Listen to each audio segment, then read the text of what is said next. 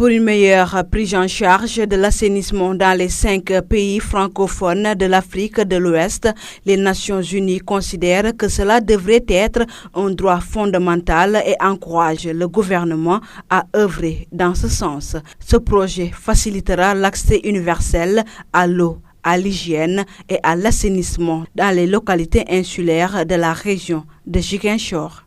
Il y a des préoccupations assez particulières quand même que je voudrais souligner. C'est surtout la question de la réutilisation des eaux usées. Nous avons demandé aux consultants de pouvoir adresser cette question-là, de voir dans quelle mesure, dans l'étude, des plages pourraient être aménagées afin que les eaux usées, qu'on puisse avoir en tout cas des solutions pour pouvoir bien traiter ces eaux dans une perspective de réutilisation, surtout à des fins agricoles. Par rapport au taux d'accès à l'assainissement au niveau rural, je pense, il y a une dernière enquête de l'ANSD qui a été faite et dont les résultats ont été présentés récemment lors de la revue annuelle conjointe du secteur de l'eau et de l'assainissement.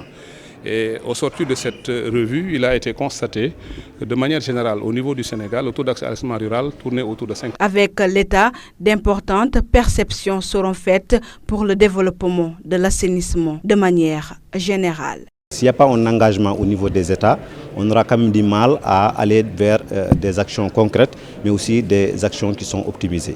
Donc le programme WASPA, Western African Sanitation Activator, est un projet qui est mené par la direction de l'IPAR en collaboration avec Speak Up Africa et NIEL, qui sont des organisations de communication.